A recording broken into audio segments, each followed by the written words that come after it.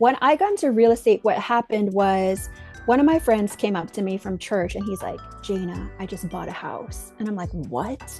How did you buy a house? Because we live in Orange County. And he was younger than me. So I was like, how did you buy a house here? And he was like, Mm. no, no, no, no. I bought it in Evansville, Indiana. Guess how much the house was? And so with my, California brain, I was like, I don't know, 300,000. And he was like, no, it was $38,000. And I was like, for a house, like a full house. And he was like, yes. And that's what really got me into real estate. And I just copied and pasted everything he did, his realtor, his GC, all of the people there. And from then, that's how I got started. And now I have 10 units in Evansville, Indiana. They're all long term rentals. And I've never stepped foot in Indiana at all. I really want to buy this. Wrote him They an probably offer. paid I had like no clue 50 or something for it. They paid like third. And all those other Yeah, I put it on TikTok. I put it on Instagram, depending on the video.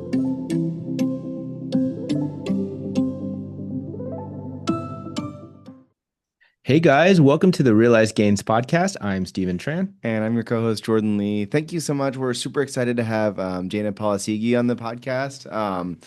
We appreciate you being here, and we'd love if you just kind of to start with, give us like your background, your kind of story, and what brought you where you are today. For sure. So my name is Jaina Polisigi. I'm based in Orange County, California. I have a full-time W-2 in public health. I've been in the same position in tobacco cessation since 2012. But I got Oh, into wow. real estate. Yeah, so it's been a minute, but there's a good reason for that. Is that what you went to Eh, school for? Or? Yeah, I did go to school for public health, correct? Okay. And are you, Yes. sorry, and for our viewers, like you're Yeah. not in the Portland area, you are, Orange County. Yeah, I'm in Orange County, California. okay. And did you grow up there, or is like, Good question. No, so I was born in San Diego, California, and then uh-huh. I lived in Bremerton, Washington for about Oh, 5 years because my Bremerton's an dad, awesome, really nice area. yeah, my dad was in the Navy, so I know what it's like to rough the cold. It's cool. And then went back You left. down. Whoa, Exactly. And I was the like, bye, 5 years is my cold. threshold. I mean, it The does get to like cold. 50 degrees here, yeah. Oh my God, I can't. I'm just kidding. But after that, my dad was stationed back in San Diego, Okay. and my family is based in Temecula. But I went to college at UCLA, so I lived there Mhm. for 4 years. I did my master's at Cal State Long Beach, where I did a master's in public health, and then stayed in the Orange County area because that's where my W-2 is located. Okay. Okay. So this whole time you've been kind of on that public health track.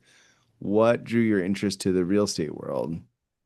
Good question. So, like many people during COVID, that changed a lot of our lives, right? And I remember just seeing the stock market just crash. And I was like, oh my gosh, I need to do something. I feel like I have to do something, but I didn't know what to do. Hmm. Um, and at that point, I realized, like, man, I don't have that much financial literacy because, like many millennials, I followed the very boomer prescribed go to school, get a job, and stay in that job and be comfortable. And that's honestly where I was at. But it wasn't Hmm. until COVID that I realized, you know what, I need to figure something out. So during that time, it went into this huge black hole of learning any kind of financial literacy. I learned about stocks. I even learned Uh, about crypto, and then eventually uh-huh. landed on real estate. Did you pay for But like courses through some of those educational things, or did you just like you education of YouTube, or what did you do? excellent question. So for stocks, no. But when I got into real estate, what happened was one of my friends came up to me from church and he's like, Jaina, I just bought a house. And I'm like, what? How did you buy a house? Because we live in Orange County. And he was younger than me. So I was like, how did you buy a house here? And he was like, Mm. no, no, no, no. I bought it in Evansville, Indiana. Guess how much the house was?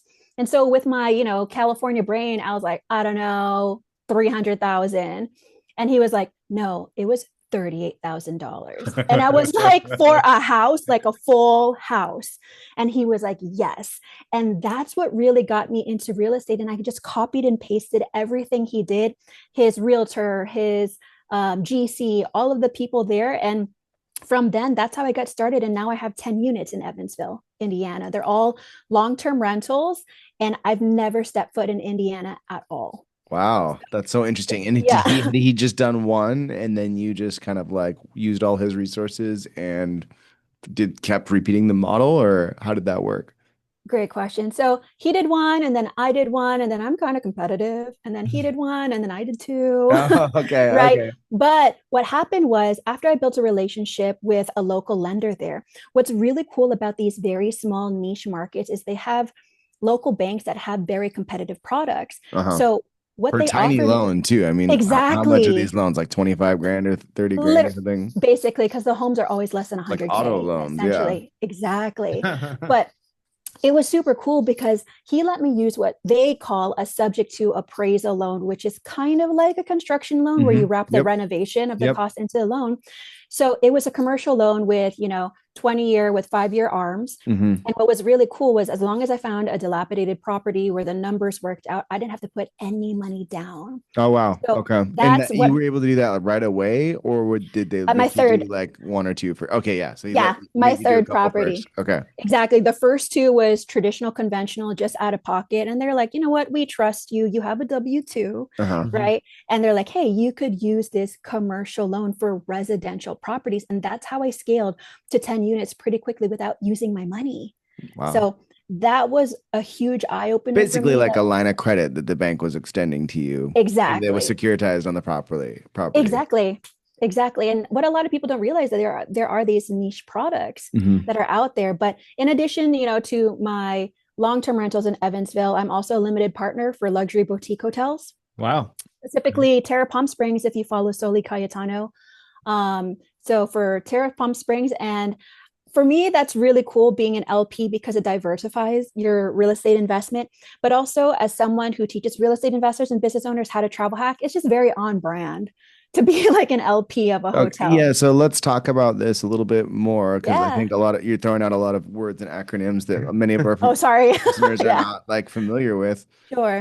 So maybe just like yeah, break it down a little bit more for the everyday person. And I guess is there like a similar model that more people are familiar with? Like, is it way different than how does it compare Like to a like a syndication. timeshare or a syndication Good type? question. Yeah. Good question. So it's essentially like a syndication, but for a hotel. So as an LP, I'm a limited partner, which means I'm a passive equity partner of the Mhm. hotel. The general partners or GPs are the ones who do the day-to-day operations. We have no say in that. Okay. So for me as an LP, it's nice to just have that, mailbox check coming in, those distributions quarterly as an And you're investor that way. and you're buying into a hotel that's already set up and operating, or that they were doing construction or remodeling, or how does that work? Good question. So I was part of the initial raise, and when they were raising the capital, it wasn't completed at all. So they hmm were doing construction. They were essentially doing a gut renovation of this hotel. Okay. And so it took about a year for it to be fully operational, and it's doing fantastic right now. If you look up Terra Palm Springs, just put that on Instagram. It's been featured on Forbes, Vogue magazine, and it was Travel and Leisure's top 10 it hotels in 2025.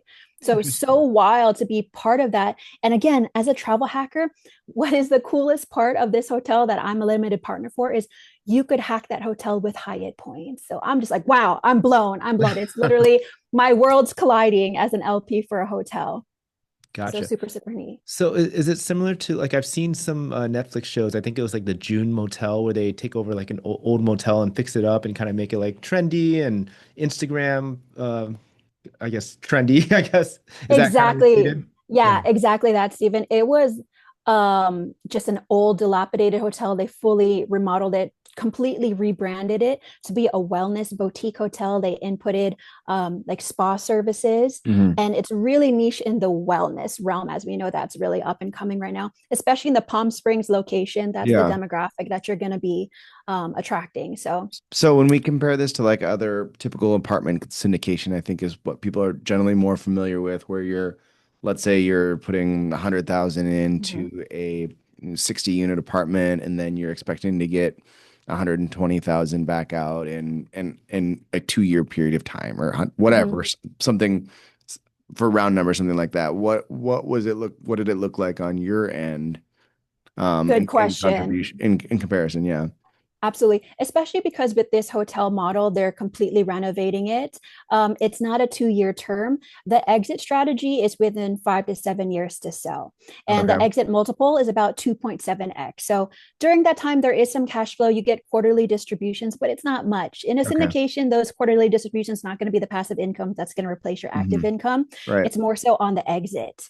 Okay. Right. And So then do you get depreciation in that time as yes. well? Okay. Yes, you do. Yes, you do. They give us a K-1 form and it absolutely helps with taxes. So long as you make less than a certain amount, it really depends in your Mhm. tax situation. But for a lot of people, especially if you're an accredited investor, it's not going to help too much. It's Right. really on the exit. And maybe you're asking, like, oh, maybe why do a hotel versus a multifamily where you can get your Uh-huh. money quickly? Well, for me, it's a personal decision because I think the project's so cool. Like, again, it's like more on brand to me as someone who's a travel hacker, being able to be part of ownership of a hotel that's hackable is neat. And then we get really cool investor perks. Multifamily, you don't get to stay a night Right. at So the yeah, apartments. so you get to go Yeah. to the hotel for like X period of time, or what is that? What do those perks look Yeah. like? Yeah. So the perks are you have unlimited discount nights. That's one. Another perk is you get a free night every single year Mm. that you could use at the property, which it works for me because I'm in Orange County. So Like in even a day trip is perpetuity fine. or like It's for the just time just that your money's in? oh, for the time that your money's in, but you're pretty locked in as an LP from start to finish. Okay. Yeah, Yeah. yeah. So I don't think once we sell, that's not gonna be the case. Okay, because then later it'll be someone else's Yeah. brand. Right, right. Yeah, Okay, yeah, that makes exactly. sense. Okay. And then you also get like free upgrades is available. You get 50% off discounts at the spa. You get like welcome cocktails or drinks. I'm like trying to remember all of it off the top of my head. I'll But join this syndication. Well, so it's interesting because it's almost like in some ways it mirrors a timeshare, but it's more of an investment, right? Because it's like it forces you to exactly. travel in the same Well, you don't similar have to place. Well, it doesn't. stay.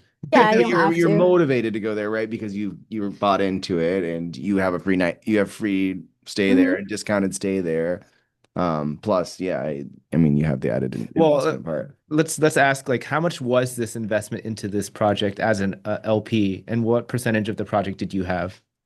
So the minimum investment is 50K for both hotels, and I did 50K for both. Oh, Okay. nice. And what percentage of that? So they use a point system. I don't know it off the top of my head, but Right. there's Yeah. several dozen investors in this syndication. That's Uh-huh. why they have an investor day where Sure. we could come, network, meet with each other. But it's definitely in the double digits of investors in each Okay. And syndication. you're anticipating after like a 5-year period or something like, what did you say, like 2.7x Yeah, 2.7x. Yeah. back from your initial Yeah. investment? So very Pretty, similar. pretty, Yeah. yeah, pretty decent return. It's Yeah. really just preference. It's really just preference on where you want to invest your money. And obviously you shouldn't need that money for that period of time. It's just Right. something kind of lock in. And now Yeah. in this situation, when you were doing it, just in case our listeners, because oftentimes with syndication, folks are looking at using old 401ks or IRAs because Yeah. they're kind of sitting around. Would that be able to apply for this situation? Yes. Even though you're able to like stay in the hotel? You guys ask great questions, man. Okay, so the first syndication, I just had liquid Uh-huh. cash in a high yield savings account that was ready to go, just sent it.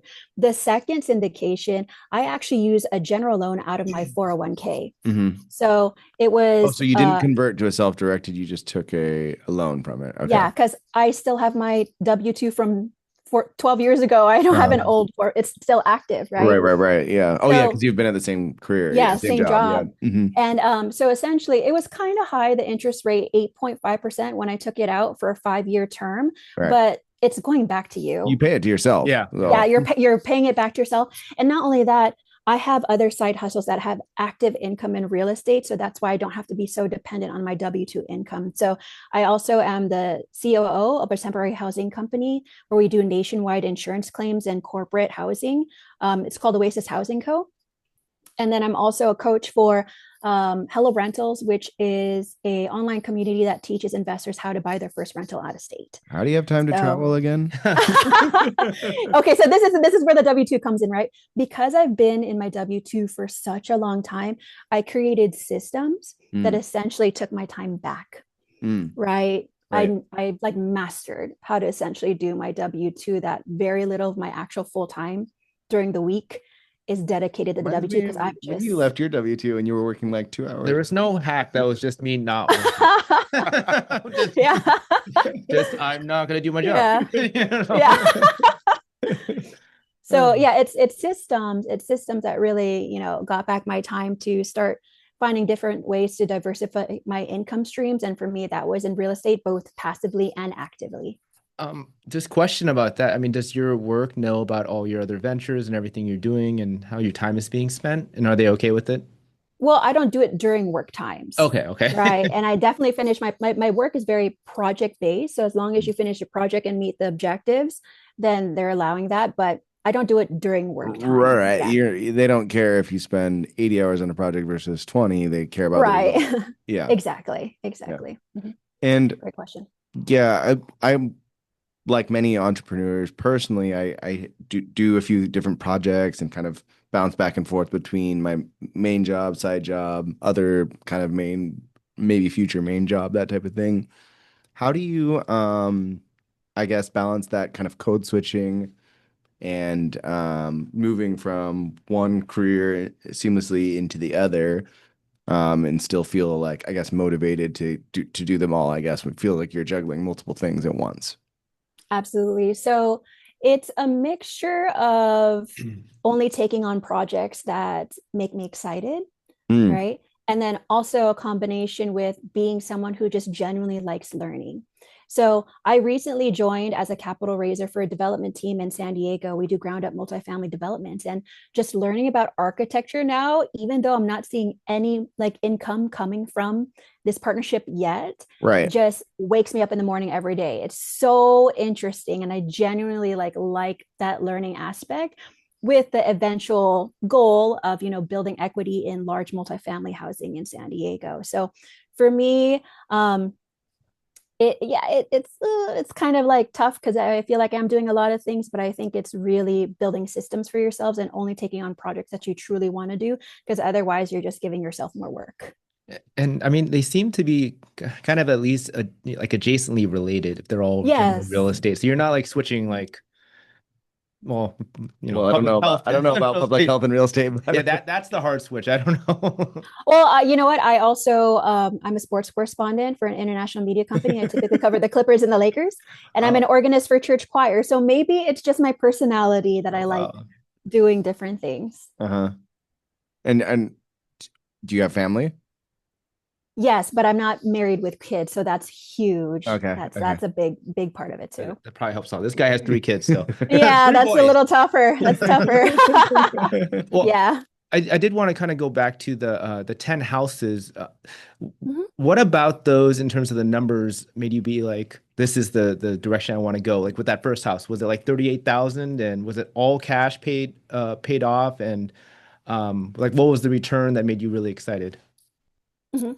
So I would say the first two homes were a mixture of it was about $200 in cash flow, but it was really an investment in me learning. Mm, Like, especially with all of these podcasts and all of these real estate books, people are constantly getting educated, but no one ever steps into the arena and yeah, actually purchases a right. property. You could pay for a $30,000 real estate course, Yeah. or you could buy a A property house for and just 30,000 learn. and learn. That's Exactly. interesting. Interesting. Yeah. So it was a mixture of that, and also these homes, because they were so cheap, carried such little risk. Hmm. So even if it was vacant for a few months, my mortgage is $235. I'm okay paying that out of pocket, right? So initially it was more of a learning process. Then the reason why I scaled so fast in the beginning, I'm going to speak for myself, but again, with that competitive nature, I was like, oh, I just want to keep getting more doors. And that was just kind of my vibe for a while, because there is a certain high that you get from closing each property. I was like, oh my God, I'm getting more doors. But then you realize, obviously, like it's not about the number of doors, but the quality of properties that's going to get you the most cash flow for the Hmm. deal.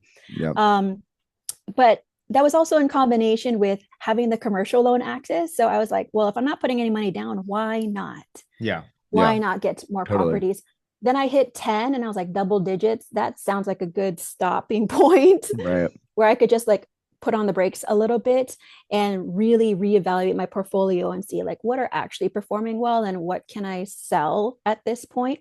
So that's where I took a pause and was like, I'm not going to keep extending myself here in the Midwest. I want to better opportunities in markets where there's more equity versus cash flow. And you said this is all in Indiana, right? All in the same Yeah. city. And can you Yep. tell us about this city at all? I mean, I'm sure I know you haven't Sure. stepped in, but like what made it, other than it being cheap, like a good investment? Because you have to make sure like that there's people there that are going to rent and that Hmm. are going to hopefully take care of your property. Absolutely. So Evansville is about 2.5 hours south of Indianapolis. Mm. It's a very blue collar type of city. And so the reason why I kept investing in there was one, the properties were so cheap. Two, they still cash flowed several, like a couple $100s, that was my average. Hmm.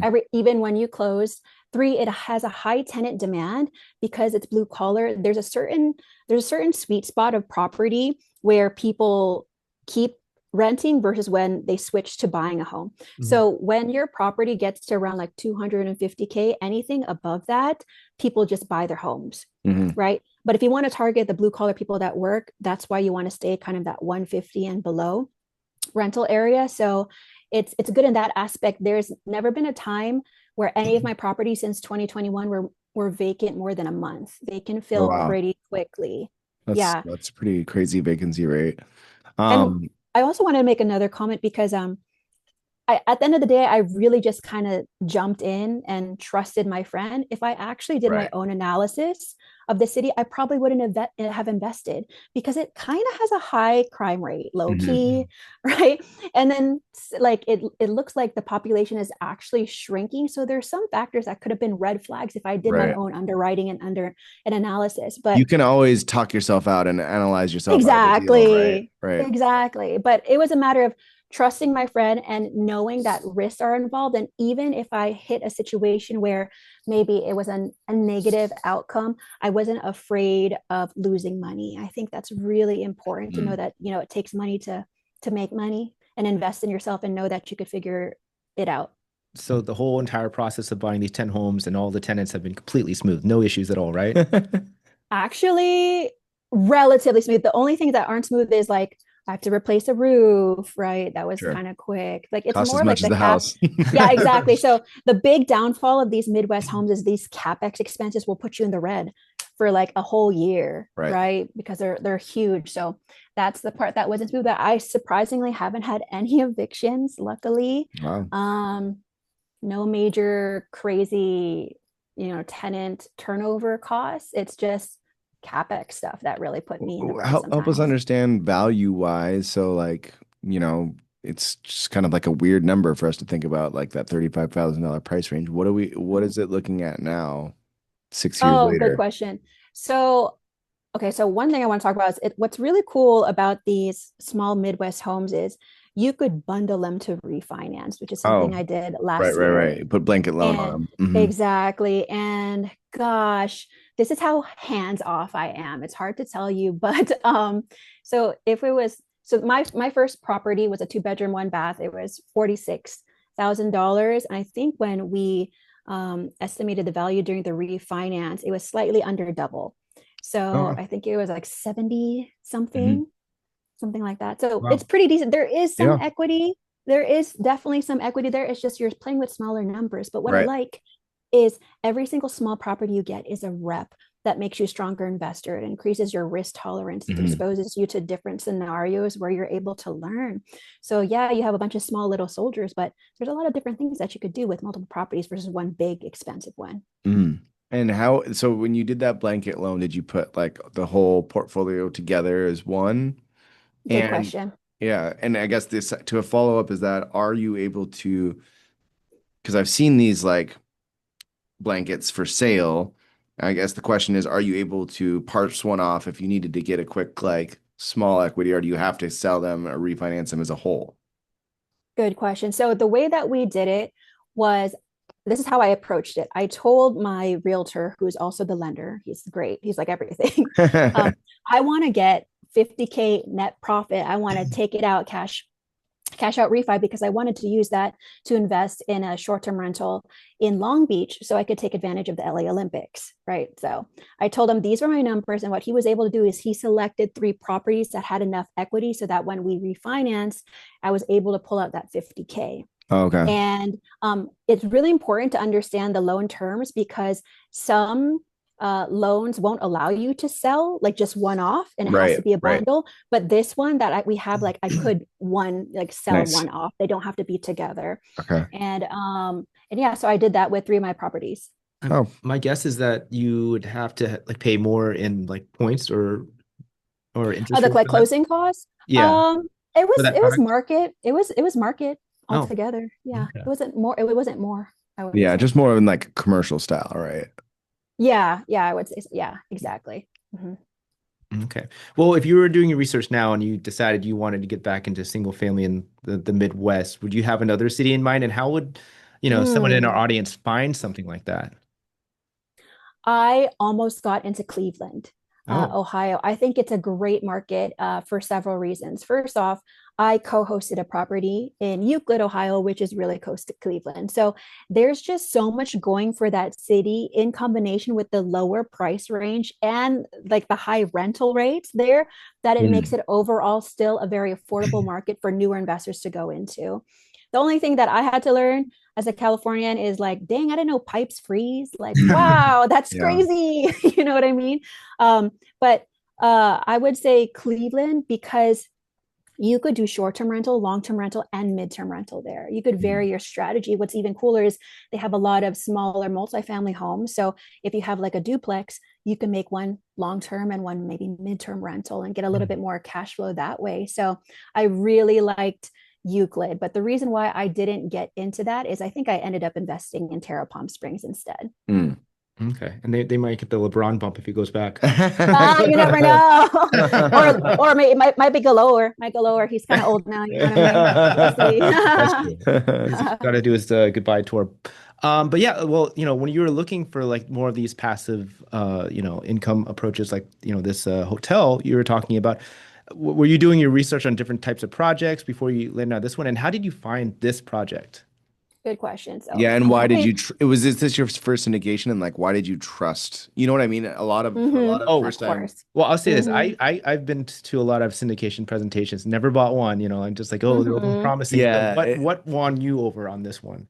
Good question. So I am a coach for Hello Rentals. Originally, that was created by Soli Cayetano. So she is the person now that has become a hotelier, and it okay. was So her project. you knew the owner, I the knew the developer, GP. the GP. Yeah, Okay, yeah. exactly. And I knew how hungry she is, how she operates, how business minded she is. So knowing her personally, that's why I trusted it. There was no research. I did no research. I'm a bad example of research, right? So I just trusted her because I knew her personally. And the benefit of knowing people personally, why it's really important to go on these podcasts or go to real estate meetups is because if you're not an accredited investor, you can get into that first round of funding by knowing these people and not being an accredited investor. So I'm not an accredited investor, but I was able to invest in these hotels the first round because you know the right people. Yeah, is that so you get under in like the friends and family Yeah, rings that one, that essentially? one. Okay. Yeah, I mean that's interesting that you say that too because the one syndication that I bought into, I also like knew the guys that were doing it. I mean, I like looked at their numbers and used that as a way of like, am I going to talk myself out of this? But I didn't. It wasn't like a numbers question for me. It was like Mhm. I've seen their previous work. I've known these guys for the last couple years. I trust them, right? Mhm. Yeah, and I think that, I mean, in this example, it kind of makes sense that you have to know the person to trust this project because it is such a brand sort of thing. Are you building a Motel 6 or are you Mm, building something, nicer? totally. Yeah. And Exactly. I get a lot of presentations on like, we're going to do this apartment building, 50 units in Phoenix, and it's just numbers. They don't care what it looks like. They're just trying to get the numbers, and you don't have to trust them in terms of their how they're going to style things or how they're going to approach this brand. But it's a whole different ball game, I would say. And I feel like the numbers can be Oh, manipulated. Oh the yeah, pro forma. Yeah, totally. I mean, because it's like Totally. it's Yeah, the pro forma. I mean, I see a lot of pro formas in just in real estate with my investment clients, and I'm just like, really, your rent's going to be that high? yeah, I mean, it's like you can put hmm whatever you want and give yourself whatever CapEx that you're looking Yeah, for, but is that real? Hmm. Exactly. yeah. So you knew this project, and then you jumped in, and I mean, I don't really know anything about this hotel.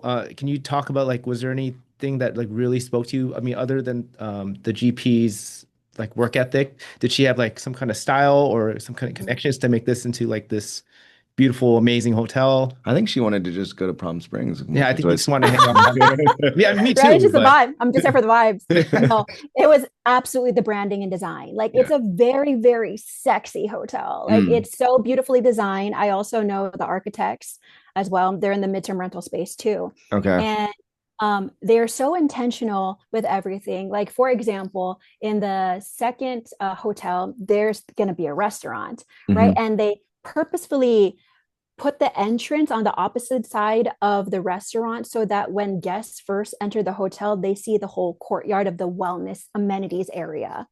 Right. So I was really sold by the brand and the project, not as much by the numbers, because for me, I'm like, cool, doubling my money. That's cool. I love that. But it was to be affiliated with a project like that. And the fact that because I know the GPs, I could get a little bit more information by texting them if I really wanted. I liked that kind of relation and connection, but it was a combination of knowing the GPs and I was still good with the numbers in regards to the exit, and then the branding and the design of the hotel, and then the fact that as an investor I have these benefits to stay there and I like going on vacation. So I felt like personally it matched my lifestyle and Right. And personality. you could envision yourself and people like you and like your friends and family, but like staying at that hotel essentially, right? Exactly. It's just like a drive away. So if ever like my friends are like, hey, let's take a Palm Springs trip, I was like, oh, let's stay at my hotel. We could get a discount. Right. So cool to say that. Like, how wild. How wild. Yeah. You're No. going to Coachella? Oh, go to the hotel, right? Yeah. oh It's yeah, like, I mean Totally. that's a perfect location for that. So that makes sense. mhm. Yeah. Okay. Well, a big question a lot of people are going to have is like you have at this point, what, 10 houses and you have this project and you have other investments. Why do you continue to hold on to your W-2? Or isn't this supposed to free you up so you can have have a life where you don't have to work? Good question. So I'm probably one of the few people that like their W-2s, right? There's a lot of W-2 shaming, and that's warranted. But I genuinely enjoy my Mm. W-2 being able to affect people's lives and literally save them. I'm all about building relationships and I'm a people person. And at the end of the day, I really value health insurance. That's a huge thing for me, right? Mhm. So being able to have access to that in combination with enjoying it and also it not taking much of my time, I don't feel a need to have to leave. If anything, I have enough time to add. Right. Mm. And what's good about the W-2 is it's still a nice safety net because I Yeah. wouldn't have been able to take these risks in real Right. estates or these risks in crypto Mhm. and lose this money and still feel safe because I have this active, consistent income coming in. So I get it for, leaving your W-2, but I'm one of the people that are like pro W-2 and just add. Yeah. I like that. You mentioned something about points with the Mhm. hotel. Tell us more about that and like using points as an investment strategy, because I haven't heard of that before. Sure. So on my Instagram, Jaina_Anne, I teach real estate investors and business owners how to leverage their regular expenses to accrue points and miles so you could travel hack. So we all have natural expenses, whether we're going through a renovation at a property, or Mhm. if you do co-hosting, you have your software and your tech stack. If you're furnishing a property, all of these expenses are natural that you have to accrue. But what if I tell you, instead of that being taken away from maybe your savings account, if you just pass through these expenses through the right credit cards and earn points and miles, it could actually take you on luxury vacations for nearly no money. Like Mm. it's next to no cost. So let me give you an example. My entire, Midwest portfolio of 10 units is slightly sub 1 million, Okay. right? I'm not even at a million. If actually I'm probably now, but let's say it's like very close, Okay, right? sure. Last year, just by doing the regular CapEx and maintenance that I had to do in my real estate portfolio, I was able to open up credit cards that get sign up bonuses and accrue a bunch of points and miles that I took over $50,000 of luxury vacations just last year Oh, from my wow. sub $1 million portfolio. Mm. So you can imagine people with multiple 7, 8 figures, how much expenses they have, how many points that they can accrue just by doing this strategy. It's literally a fringe benefit of being an investor. People just don't know how to do it or are just unaware of it. And the idea is that you use like the promotions where it's like open a new card. If you Yeah. spend X amount by X time, then You you get get 100,000 you get points, an X 150,000 maximum points. point. Exactly. So, I mean, there's two prongs I like to say. Like, there's people that are like me that are maximizers that open credit cards and close them regularly. And there's people who are just, they want a simple setup that are optimized for their expenses so they could create a machine of earning points that way. So they don't have to worry about like having to open a lot of credit cards. You could do both ways. You could be simple or you could be optimized or maximized, but still, you're going to have expenses as an investor. So why not get points so that you could use it to travel? And I've given this presentation to other real estate meetups, and this guy comes to me and he's like, well, I don't travel, I actually don't like planes, but he has like a billion properties, right? And I was like, well, do you have a staff? Do you have a team? He's like, yeah, I have 60 employees. I was like, do they like to travel? And he's like, probably. So I said, imagine you're going to generate these points anyways, but now you say to your staff, hey, for the top performer this quarter, you get an all expenses paid trip with you and your family to X location for being the top performer. And what's going to happen is now you're building morale. Now you're being a little bit more competitive with employees and you're increasing your revenue. And then all you need to do to have that happen for them is take those points to bring that employee to their dream destination, and it doesn't affect your bottom line because points aren't taxed. So it's literally a benefit that can affect your business even if you personally don't want to travel yourself. Oh, I also just mentioned like, for all these repairs and things you're doing for your properties, I mean, you're also getting tax write-offs for them as well. On Exactly. top So of you're getting like the points. double dipping, double I don't know, dipping. maybe Yeah. triple dipping at some point. I don't know with Probably quadruple the dipping. with Yeah. the And is depreciation. there some like site or something that you use to like look at and evaluate which points or opportunities you should be going for? Is there like something simple that people can follow, or is it? Yeah, so I will say first, points and miles is very complicated and it's very Yeah, complex because, that's and why that's I why a always lot of give up. people, That's why I always give up. yeah, a I'm lot just of, gonna use my Costco yeah, card. exactly. A lot of people, it's not for everyone. But I will say there are award search tools like seats.arrow. That is my favorite tool for finding like the best value for your points on which airlines for which specific routes and destinations. So seats.arrow is one. And there are other award search tools like points. Yeah, there's point.me, but seats.arrow I think is the best one so far that consolidates the most programs. Okay, and then just finding the cars in general, like how do you find like when these cars are having promotions? Is there like a website that tells you, or how do you find them? um there's not necessarily a website that tells you which cards have elevated sign up bonuses. It's typically you have to look up the bank's cards, but if you follow points and miles creators like myself, it's usually we'll say like, hey, Yeah. there's this limited sign up bonus. But I think the better question for real estate investors is what exactly are the expenses that you have coming up, because depending on the expenses there's going to be a better card that's going to earn more points for that. So as a baseline, right? I would say one of the best baseline credit cards for real estate investors is a Chase Inc. Unlimited card. The reason why is it earns 1.5 points per dollar on unlimited spend. So you can put anything on there and it's earning you 1.5 points. It also has 0% APR for 12 months. So if, say, for example, you're furnishing an Airbnb and you don't want to use your own capital, or maybe you don't have enough capital and you want to get a hot tub, you want to get that sauna, you could essentially get that credit card to finance those better amenities, thus increasing the nightly rate of your property and making your property more competitive. And then with your income, you could pay off that credit card over time. Gotcha. Is this a business credit card or a personal credit card? It's a business. So Okay. Chase Business Inc. Unlimited. And it has 0% APR for 12 months. So excellent. As opposed to, so here's another example. So I am on a team. I didn't even mention this one. We just closed on a 19-acre property in Temecula wine country. We're going to make it a wellness retreat. Nice. And we have an interior designer. And she's like, Jaina, how can I use credit cards? Because sometimes when I'm furnishing or renovating these properties, the credit limits they give me are so low, right? And I said, oh, Brianna, the best credit card for an interior designer or for furnishing a rental property, if you're not concerned with the 0% APR, right? If you're just purely just using a credit card, is the Amex Business Gold. The reason why the Business Gold is better than a credit card is because those cards from American Express, the American Express Platinum, Gold, and Green, they're called charge cards. Yeah. So charge cards have spending power. They don't have credit limits. So they can give you much higher spending ability, and it shows how you could check it. But typically, it's very common to get over hundreds of thousands of spending power with this credit card.